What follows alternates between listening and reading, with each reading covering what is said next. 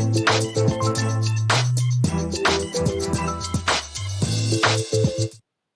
guys, this is Vaniac here from lifelikeyoumeanit.com, giving you some more coping with anxiety tips today. So, of course, we've got coronavirus that is going on in the world. So, we've got something very specific to have anxiety about. But all of the tips that I've been giving has been trying to help you, generally speaking, with anxiety, just using this particular scenario as an example. So today is no different. Today I would like to talk about detachment. Now, of course, there is an actual mental health condition of detachment, and that's not what I'm referring to. I'm referring more spiritually to the concept of detaching from needing to know what it is that you'll be doing next week, or needing to know what you'll be doing next month or next year, right? The detachment from what the ultimate outcome or how you will achieve the ultimate outcome, that detachment. So we can have the outcome, for example, during this whole coronavirus, we can have the outcome that we want, which is perhaps to increase our personal development or increase our well-being, work on our emotional health, try to stay grounded and connected during this time. But it's the how we will go about that we need to allow ourselves to have fluidity for, that we don't want to be attached to the how we will get there, but that we allow ourselves to take whatever opportunities present themselves while we are working towards getting there. So keeping our eye on the prize, if you will, but detaching from how we are going to do that.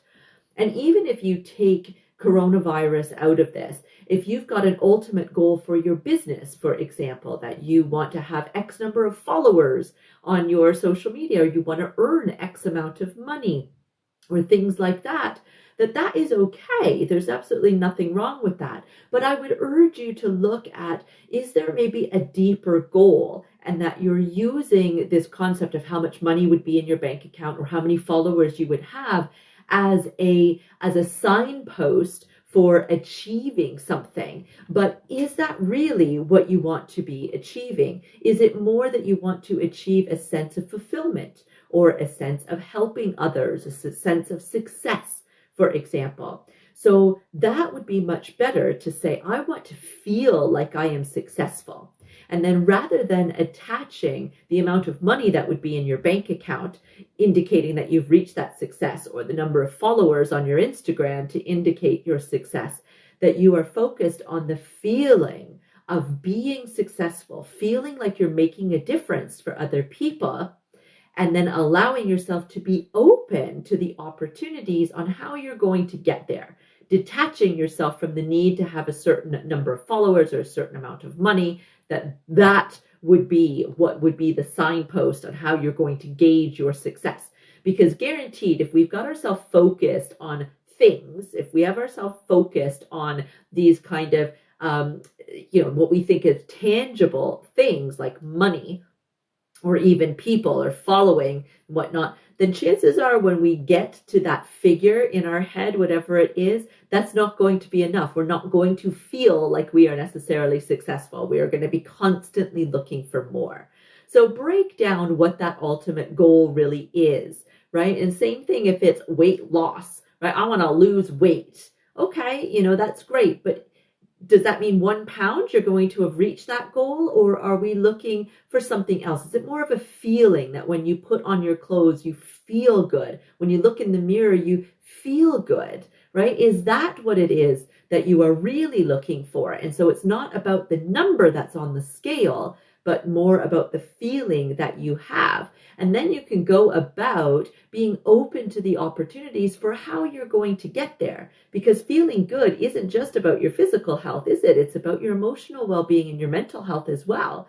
So by ditching the idea of it being a certain number on the scale that is going to be our measurable indicator for us achieving success on this and forgetting about how we actually feel and how well we're sleeping and how we're managing our stress and things like that, we can actually focus on all of those things and allow ourselves to see steps that we are taking towards our goal without actually feeling guilty because, oh, we didn't lose that pound, but I do actually still feel better. So again, my tip for coping with anxiety during this time or any time is to detach from how you are going to get to the goal. And at the same time, really break down the goal so it is something that you can really measure, but not necessarily in superficial terms. So again, rather than measuring the number on the scale, you're measuring the feeling that you have when you have been successful at becoming healthy or fit.